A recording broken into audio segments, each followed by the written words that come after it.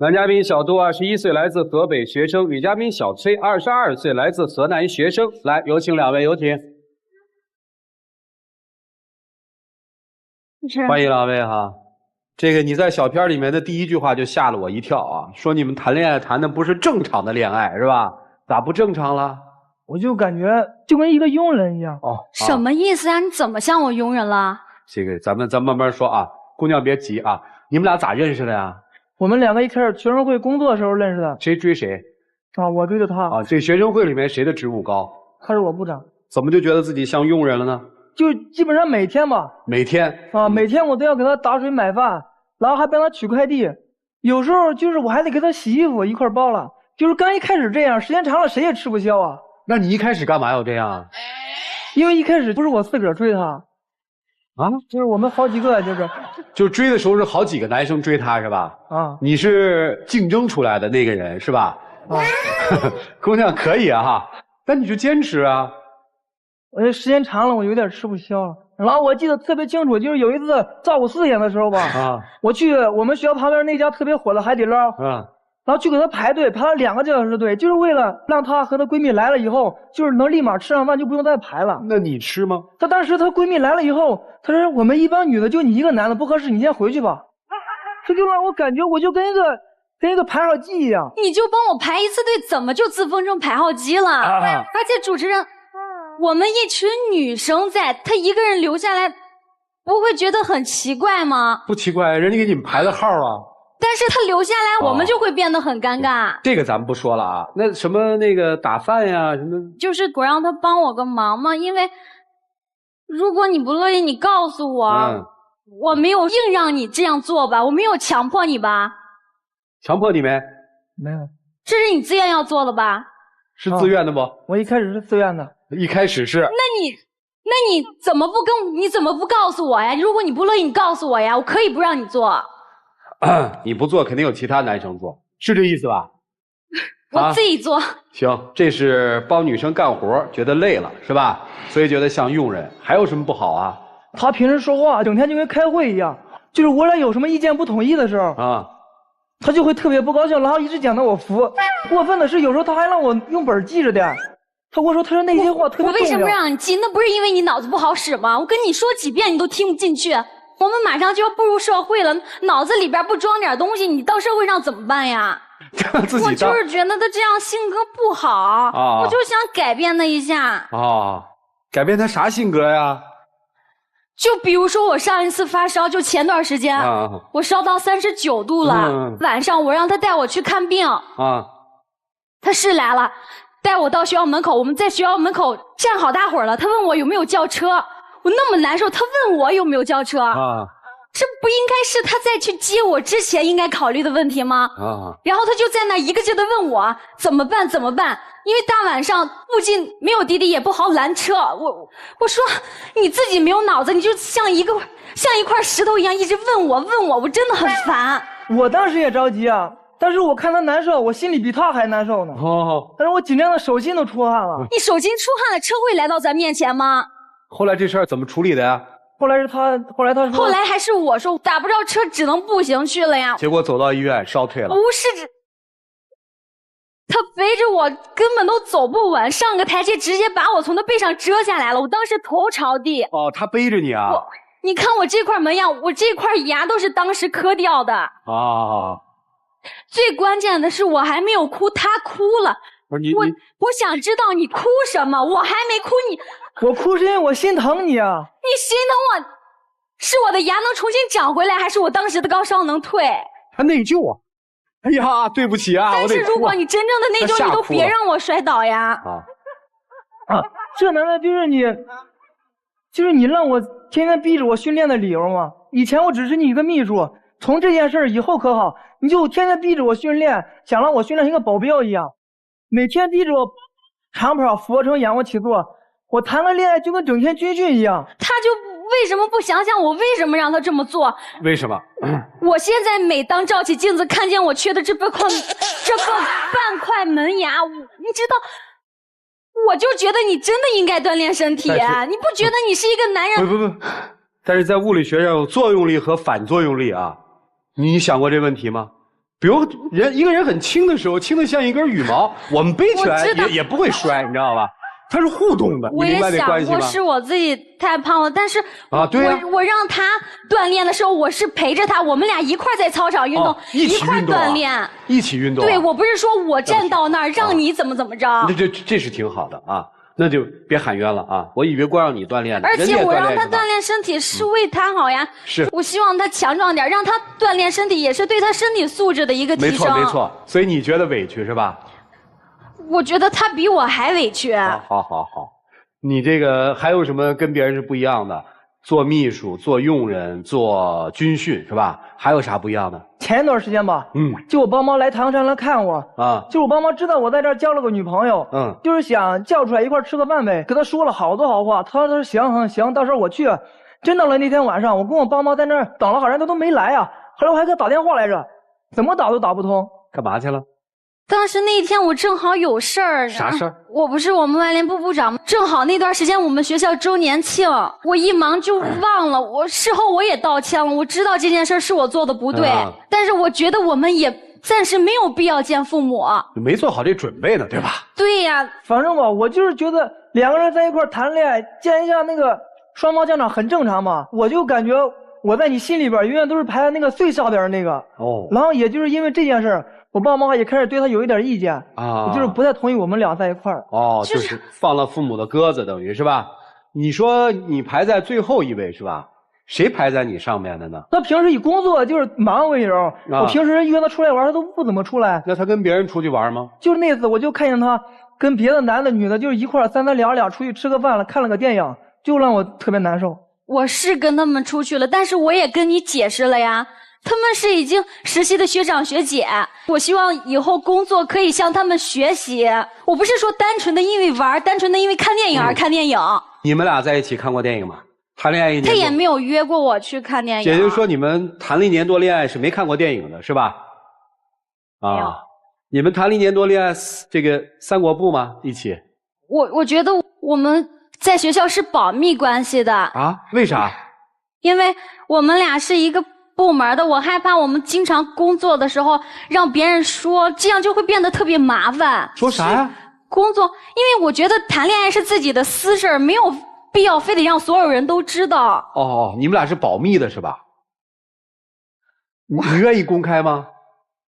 我愿意。他当时跟我说的是，他说他爸妈就是感觉他岁数还有点小，就不太愿意公开。所以今天你要来干嘛呀，姑娘？他带我过来的。他这一来，你们这秘密不就捅破了吗？我觉得我们的感情遇到问题了，其实我也是想解决，也是想跟他好好走下去。你来干嘛呀？就是我感觉我的地位不太好。你想提高地位是吗？我就是让他就是别再这么强势，以后稍微就是啥？你说清楚。就是站在我背后那样。背后是什么意思？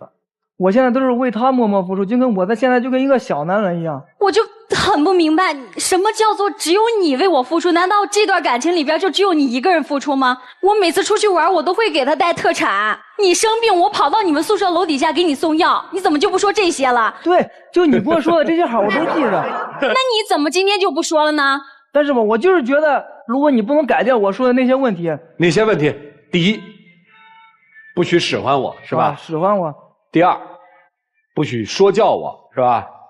第三，不许欺负我，是吧？我使唤他，我只是让他生活上帮我点忙。他是我男朋友。是。如果我精神上不依靠他，我物质上也不依靠他，生活上也不需要他，我要他有什么用？这个男朋友价值在哪儿？但他的价值在哪儿呢？我觉得他为我做的每一件小事都给我记着账呢，我都没意识到你心里边记得这么清楚啊！完了，要分手了，女朋友怕不怕？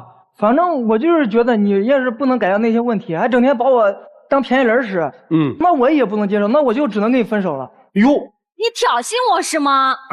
我告诉你，杜小珍，你不要以为我害怕真的跟你分手。我今天来这儿是跟你解决问题的，我没想到他居然敢说分手是吧？行，我觉得好，不着急，哎，交给老师哈，一起进入丘比特问卷。你刚才说见他父母，你有很多的内心的犹豫，这正常。但我们中国人讲礼仪，起码的素养和礼仪，你给他打个电话解释一下应该吗？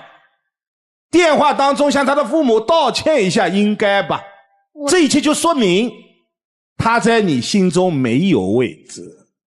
学生会的工作我们都干过，没有这么忙，也没有重要到这么一个程度。我意识到自己的错误了，毕竟是长辈，但是我事后道歉了。你有一点还很自私，你的事情小事也是大事，他的事情大事也是小事。本来是可以光明正大的恋情，被你折腾成地下恋情。这个男生很老实，就像刚才你说的那句，你敢说分手，我已经分明看到他脚都在发抖了。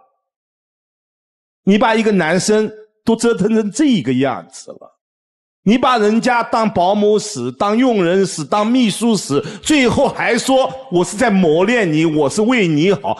可能你学习比他优秀，你在学校比他能干，但是你已经选择这个男人做了你的恋人，那你们就是平等的。谢谢老师。谢谢于老师。来，大大老师，你是不是也一直把人家当领导啊？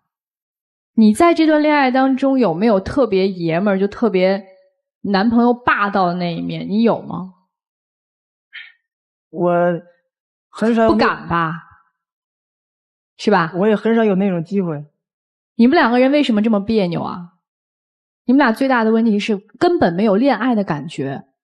这不是因为爱而选出的男朋友，这是因为比较而选出的。现在可能是因为时间长了有感情，再加上这个男生是真心实意的对你，所以打动你了。也不否认你是一个善良的姑娘，但是你不能揣着明白装糊涂。爱就是爱，不爱就是不爱，没有什么对和错。你可以找一个助理来帮你，你说你帮我一下，如果真的你们只是普通同学关系，你说你帮我去打个饭或者什么都有情可原。为什么说你只懂得索取不懂得付出呢？是因为你的付出是那种施舍式的。你看我给你生病的时候谁给你送药？哎呦，你得感谢我，感谢成什么样啊？你生病我给你送药，那不是应该的吗？他是你男朋友。你刚才说了一句话，你说那我要你这男朋友有什么用？这男朋友有什么价值？男朋友的价值就是在3个字儿：我爱你，我愿意为你做所有的事情，而不是我为你做一件事情，我要比你对我做了10件，我对你做1件，你就应该感恩。你只要自己心里告诉自己，告诉他你喜不喜欢他，爱不爱他，再来说谈不谈恋爱。所以不要拿出你当部长当领导的样子来对他，自己想明白就行。谢谢老师。谢谢沙大老师。来，于老师。一般闺女朋友做点事也不会抱怨，她为什么会抱怨呢？她发现我做完这些事情以后没有互动，她不是恋爱的感觉。你们的恋爱谈成这个状态的话，从我这个角度看到，第一，你不是那么的爱他，因为人那很热，你那又很冷，这就不对等了。如果他也很忙，你也很忙，异地，那可能也对等也 OK， 但现在不对等。小伙子的付出觉得是不对等了，不是干活本身的问题。那么第二，可能在你的价值观里面，未来你有可能会成为女强人，事业更重要，家庭可能放在后面，这个不是错，但是请你要平衡。老师，其实你们说的对，我真的是让他帮我做了许多事情，但是我让他做的时候我没有闲着，我这么做是为了改变生活呀。我这么辛苦的考上大学，我在学生会里边历练我自己，不是为了以后，不是为了以后能有更好的生活，更快的实习吗？等一下，这个错了。今天我们聊的就是感情，跟生活没有关系，是你生生的把生活放在这个爱情舞台上，最后把感情给扔到一边，是这个意思。我们没有说你生活错了，没有说你学习错了，是你给误会了。老师，我让他这么做，我也觉得为他好，比他在宿舍打游戏睡觉强嘛。我想拉着他跟我一块忙碌起来。为他好是他觉得好才是真的好，不是你觉得好是为他好。他平时都没有跟我说过，他对我意见这么大。听听，不着急，不着急，一会儿有机会说。来，涂老师，激励一个男人和爱一个男人看似相似，但却有不同。我问你，你磕掉门牙的时候，你痛吗？觉得可惜吗？那门牙磕掉，可惜。你要把那颗门牙当成是他一样来疼爱，那就是爱。你把门牙天天闭着，不露出来给别人看也没关系，就像你不把它公之于众也没关系。正如你所说，私事没有必要不让人告知。但门牙你会天天去刷它，你会这样去疼爱它吗？所以你觉得你爱他吗？你说我磕掉门牙我疼死，你哭什么呀？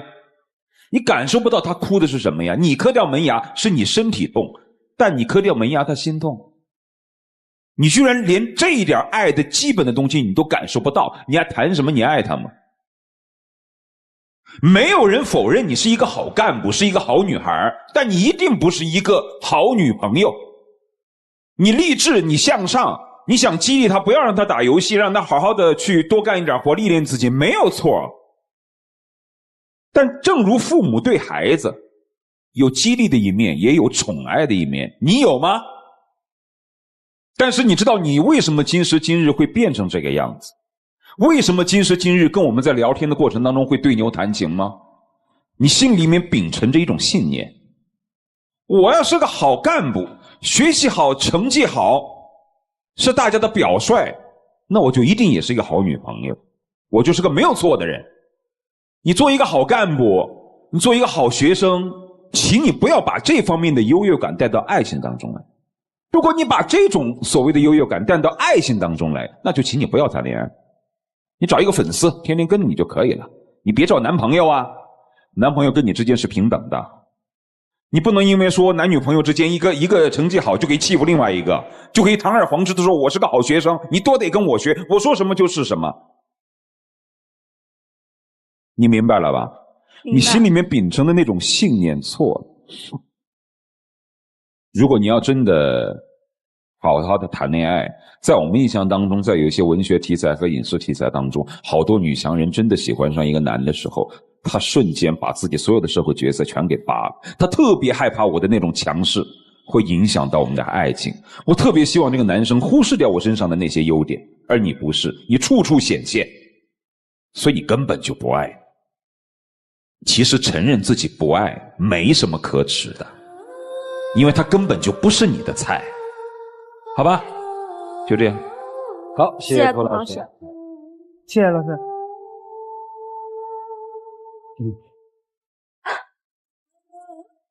想明白了啊？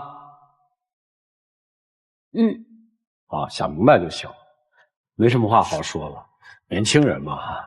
行了，一起进入真情60秒。经过4位老师的点评，我意识到了自己的很多不足。也是今天你真的让我明白了你对我的所有好。我说再多可能是为自己辩解了，今天真的是明白了，真的谢谢你对我做的所有，因为我的付出，真的特别谢谢你。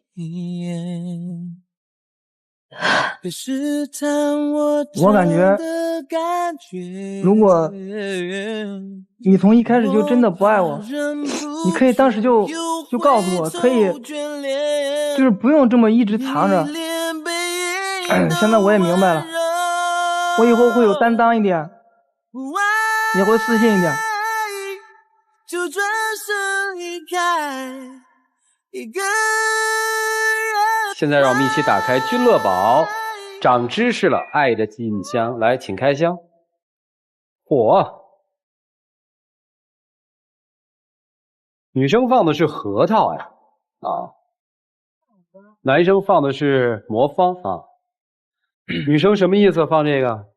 因为我们2个在一起的时候，我都会让他吃核桃，每天都让他吃3个核桃。干啥？补脑啊。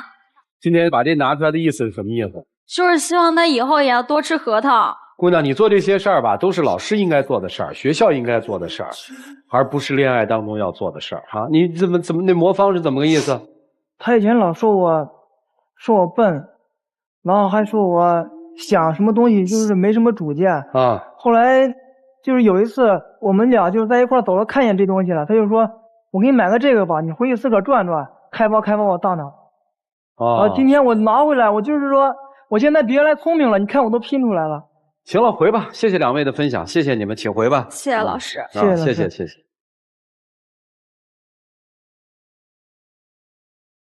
请关门啊。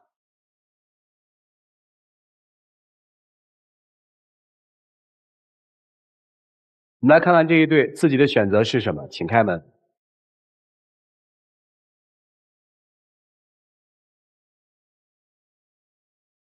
抱一抱，就当作从没有在一起。有话跟他说吗？或者跟自己说？我感觉我自己就是现在还是经历的太少了啊！我以后会变强一点。就是你不管强还是弱，喜欢你的人一定会尊重你。当一个女人说你很笨，你需要去吃核桃补脑的时候，多半这女人是不爱你的。我倒更愿意相信说她是不经意之间做了这样伤害你的事情。但是我希望她也通过我们今天照镜子，会思考她的问题。当然，我也希望你看到，爱情就是爱情，没有其他的杂质才是真正的爱情。加油吧，小伙子，请回吧。谢谢老师，谢谢主任，谢谢。